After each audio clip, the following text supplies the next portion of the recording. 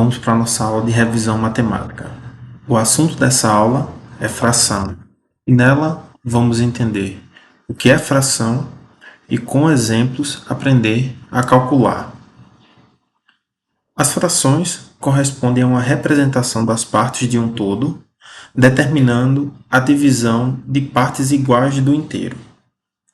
Então, como exemplo, vamos imaginar essa barra de chocolate, que é dividida em 8 pedaços por iguais. Logo, cada pedaço dessa barra de chocolate que está aqui representado representa 1/8 do seu total.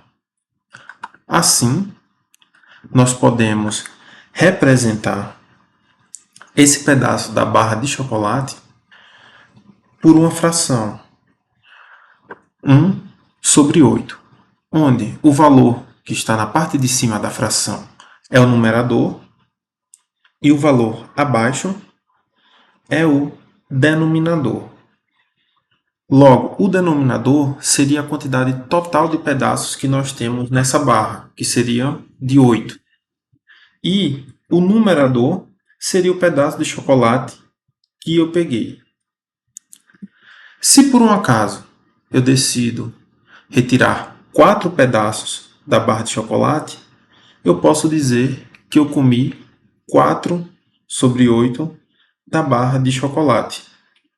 Ou melhor, nós ainda podemos dizer, através das frações equivalentes, que foi retirado 1/2, ou meia barra de chocolate.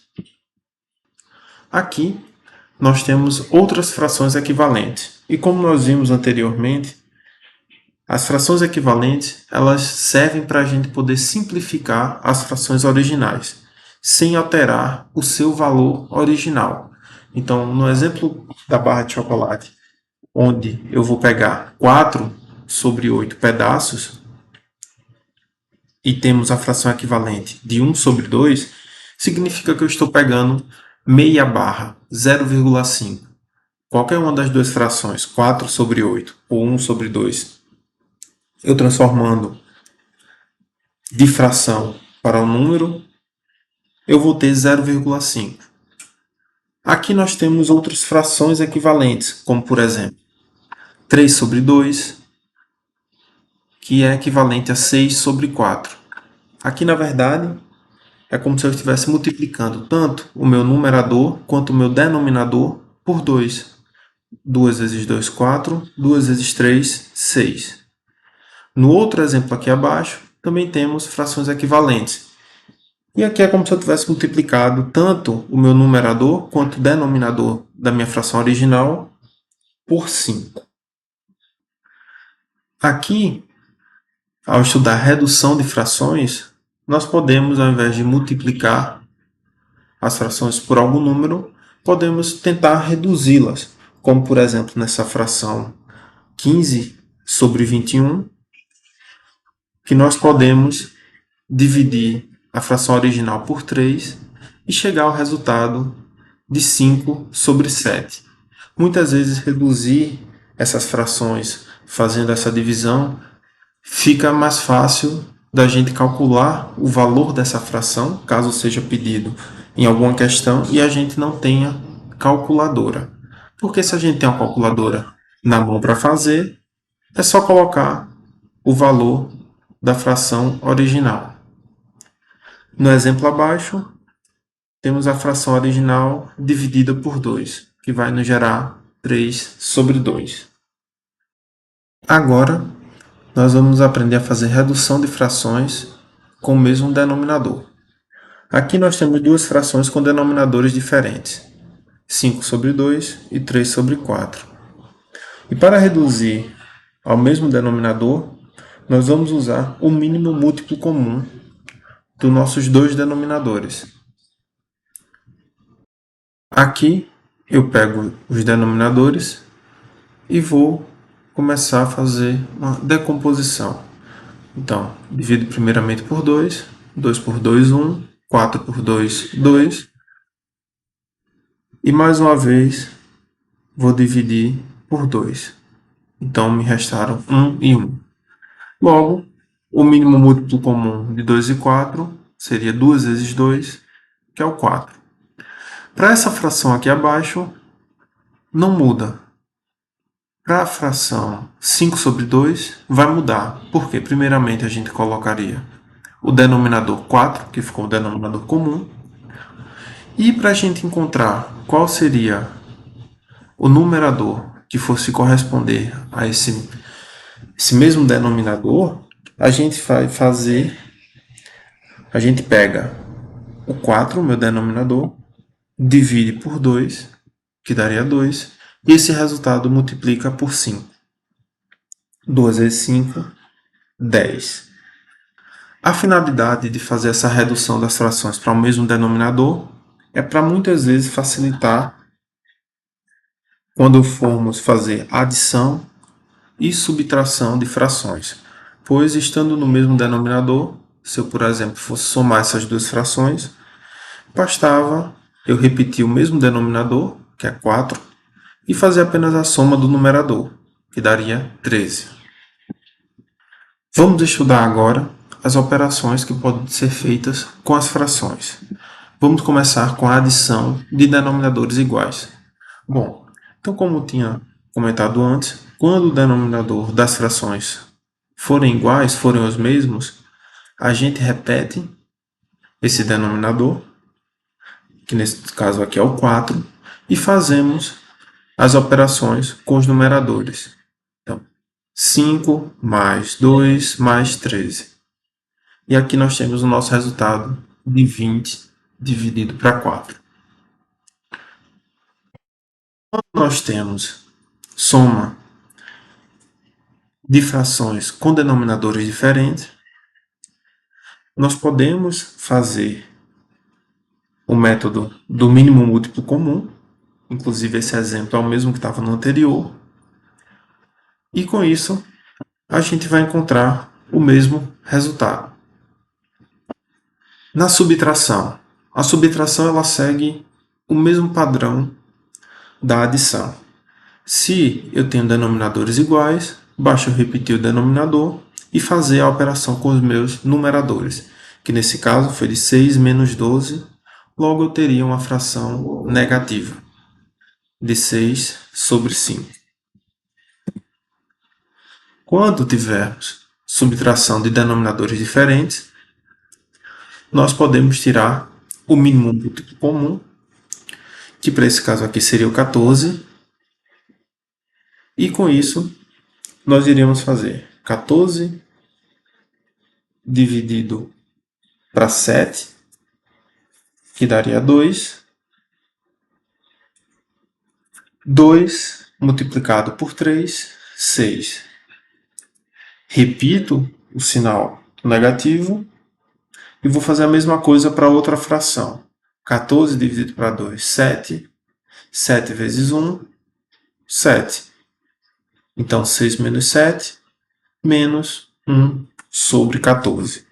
Então, é assim que a gente faz a subtração quando os denominadores forem diferentes. Mais na frente tem a propriedade da fração que a gente consegue calcular mais rápido sem ter que passar pelo processo de calcular o mínimo múltiplo comum. Mas, por enquanto, a gente aprende a fazer pelo mínimo múltiplo comum dos denominadores das minhas frações. A multiplicação de fração ela é a operação mais fácil de ser feita. A multiplicação de fração ela é feita multiplicando numerador por numerador, denominador por denominador.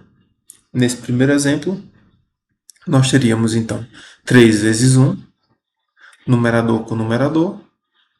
Então está aqui o 3, e denominador com denominador. 4 vezes 5, 20. Então a minha fração seria 3 sobre 20. Se eu tivesse mais de uma fração, não mudaria em nada. Eu iria multiplicar denominadores com denominadores, numeradores com numeradores, como nesse exemplo aqui. 2 vezes 3, 6. 5 vezes 6, 30.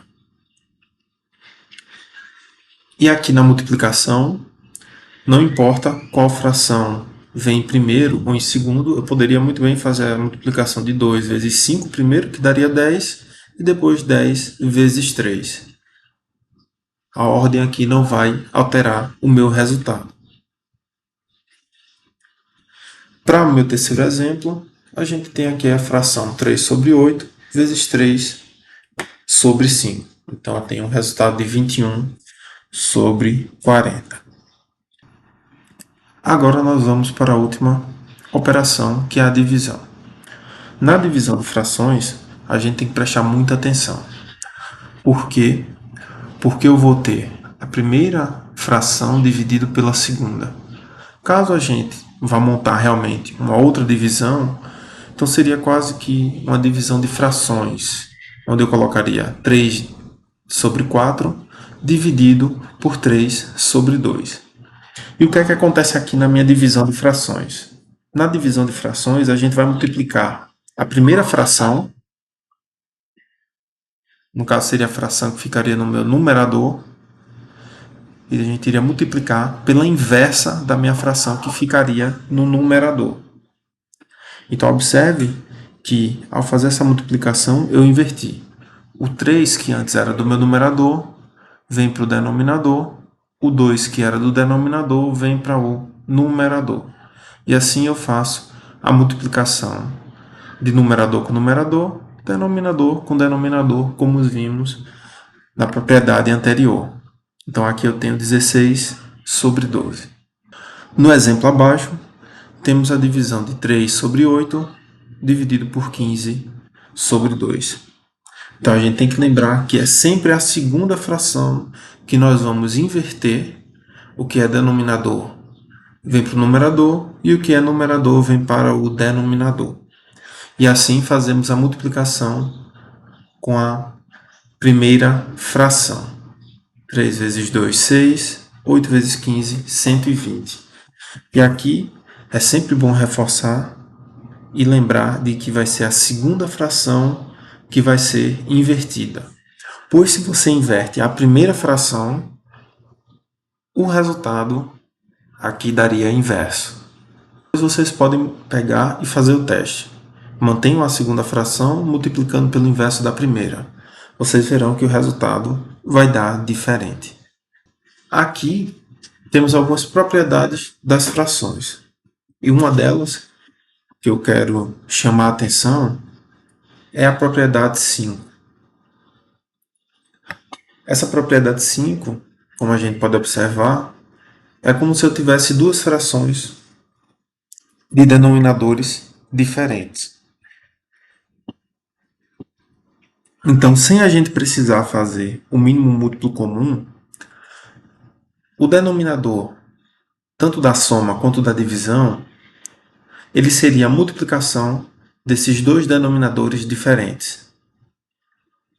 Aqui eu teria o denominador B e aqui o denominador D, e eu faria a multiplicação desses denominadores. E para eu encontrar a soma dos meus numeradores, como está aqui, eu iria multiplicar cruzado o A, o numerador da primeira fração, vezes o denominador da segunda, AD, ia repetir o sinal de mais ou menos. Então, AD mais a multiplicação do denominador da primeira vezes o numerador da minha segunda fração, o BC. E com isso, a gente poderia fazer a soma direto dos meus numeradores e chegar na minha fração desejada.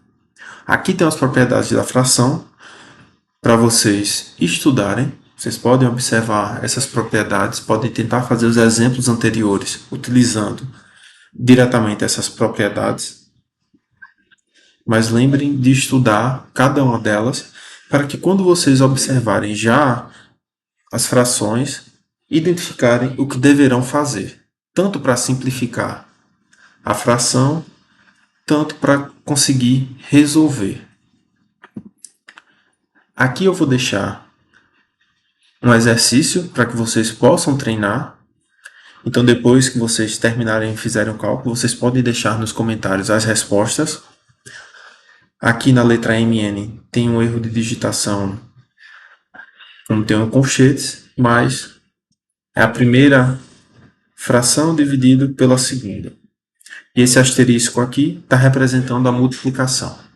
Então, depois que vocês estudarem as aulas, podem deixar aí as respostas nos comentários, que depois eu vou responder e vou colocar as respostas também num comentário. Vocês podem observar se acertaram ou não. E aqui, por fim, eu deixo um desafio. O desafio também para vocês se estimularem a estudarem fração e resolver. E também o desafio, vocês podem colocar o resultado nos comentários, que eu vou lá dar uma olhada e responder quem acertou ou não. Então, pessoal, bons estudos e até a próxima aula.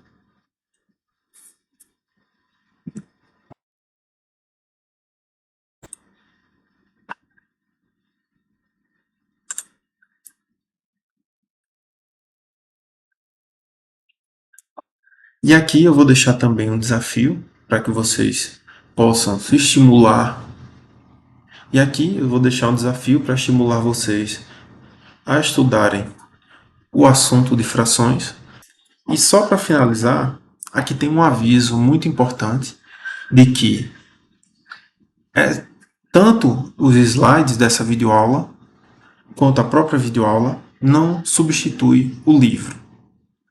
Então, não estudem apenas por esse meu slide. Vão à biblioteca ou utilizem o livro que vocês têm, pois no livro o conteúdo é muito mais completo e tem todos os detalhes que complementam essa videoaula. Então, pessoal, bons estudos e até a próxima aula.